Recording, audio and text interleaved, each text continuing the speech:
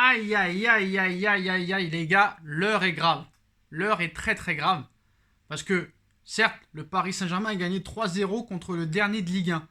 Mais il y a une chose que j'ai vue avant de parler du match du Barça, de cette remontada phénoménale, cette fin de match entre la 88e et la 90e, et un Griezmann et un De Jong en feu, il y a quelque chose qui m'a un petit peu donné envie de me suicider. Oui, oui, j'ai envie de te dire me suicider. Parce que voilà, comme vous le savez, hein, Paris a gagné, mais c'était pas un match exceptionnel. Hein. Voilà, vraiment, Paris a fait le taf. 3-0. Mais Paris s'est fait vraiment bouger. Alors moi, je m'en suis rendu compte entre la 45e et la 65e. Même après le but de Mbappé, Nîmes continuait vraiment à attaquer, hein, en n'ayant plus rien à perdre. Et là, je viens de voir une statistique de Canal+. Au début, je pensais qu'ils s'étaient trompés, qu'ils avaient inversé les stats. Mais pas du tout. Ça a été vérifié sur de nombreux sites. Et je vois ça, c'est incroyable. Nîmes a touché 32 ballons dans la surface contre 17 contre le Paris Saint-Germain. Nîmes a tiré 17 fois au but, 14 seulement du côté du Paris Saint-Germain. Et Nîmes a tiré 6 tirs cadrés. Pareil pour le Paris Saint-Germain. Mais 32 ballons touchés dans la surface du côté de Nîmes. Paris en a touché la moitié moins dans la surface. Ça veut dire que Nîmes a eu beaucoup plus de facilité à rentrer dans la surface parisienne que le Paris Saint-Germain en a eu du côté de Nîmes. Donc je pense que c'est assez problématique. Et si vraiment le Paris Saint-Germain ne se réveille pas, parce qu'on va me dire encore, il y avait des absents, Marquis n'était pas là, Navas n'était pas là, Marco Verratti n'était pas là, Neymar n'était pas là. Pas de problème, c'est ta colonne vertébrale. Il n'y a aucun souci là-dessus. Tu en auras besoin contre le FC Barcelone. Surtout si le Barça est au niveau ce soir. Et à ce niveau, excusez-moi, ce soir. Mais je suis désolé. Franchement, t'as pas besoin de Navas et Marquinhos et Verratti et Neymar pour vraiment dominer Nîmes dans les stats. Et ça risque de poser problématique. Alors moi, ce soir, on me dit, ouais Sacha, regarde la remontada du Barça, frère. Ils étaient menés 2-0 à la 87e minute de jeu. Et Antoine Griezmann s'est réveillé. Et avec Jordi Alba aussi et un De Jong exceptionnel. Alors certes, le Barça, hein, a toujours eu une bonne attaque, ça on le sait très bien. Certes, au niveau de jeu, hein, c'est pas exceptionnel. Même si je pense que quand même, malgré le 2-0 de Grenade, le Barça jouait assez bien quand même. Ils arrivaient à aligner les passes, les bons enchaînements. Malheureusement, ça manquait d'efficacité devant le but. Grenade a été beaucoup plus efficace, en première mi-temps notamment. Donc, le Barça a une très grosse attaque, certes. Ils peuvent faire des différences à tout moment. Antoine Griezmann, Léo Messi, Ousmane Dembélé, Trincao peut-être, même si Ansu Fati sera forfait pour les huitièmes de finale de Ligue des Champions, mais la défense du Barça reste quand même assez catastrophique. Et ça, faut bien le préciser.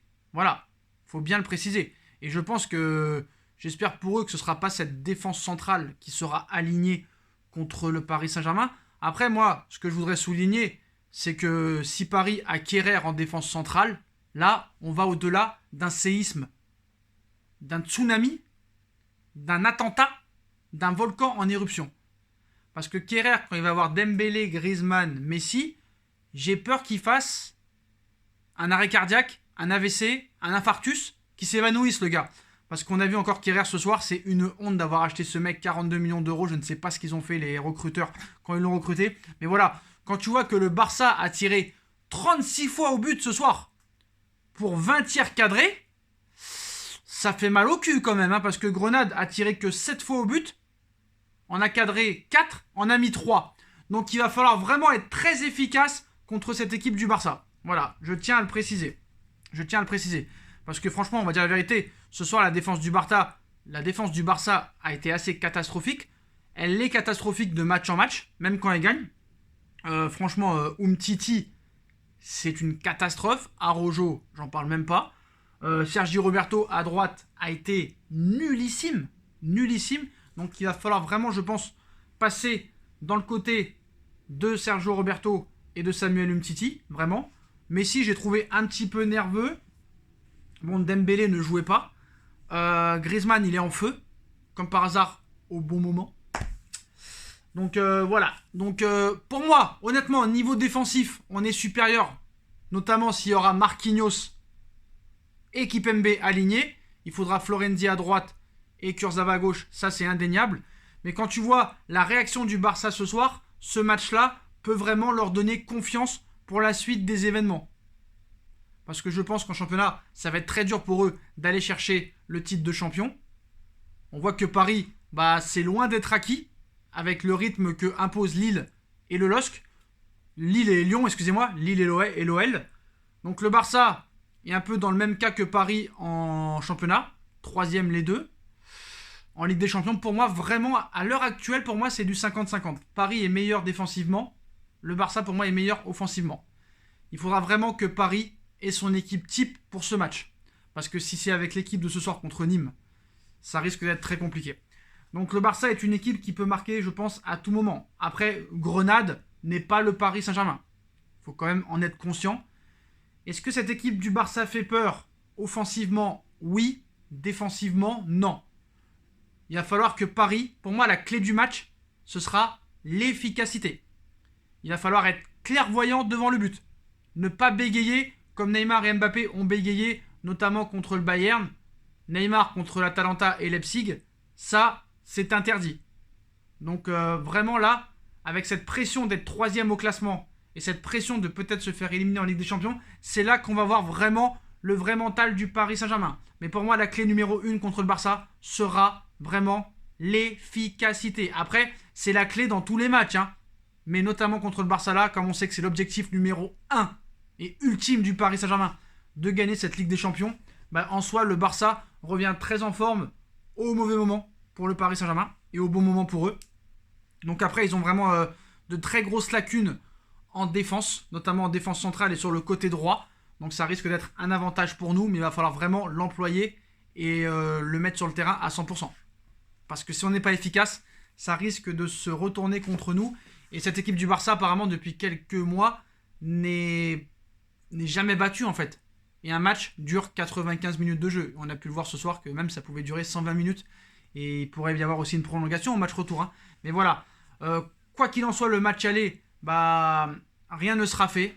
On voit que maintenant, les matchs à huis clos sont très spéciaux. On voit que Liverpool, qui perd à domicile contre West Ham, 15e. On voit Manchester qui perd contre Sheffield, chez eux, à domicile contre le dernier, et qui t'en met 9 après contre Southampton, et qui peut battre City et perdre contre des Sheffield et des machins. Donc voilà, pour moi, c'est vraiment du 50-50, en tout cas ce soir. Ce match-là peut vraiment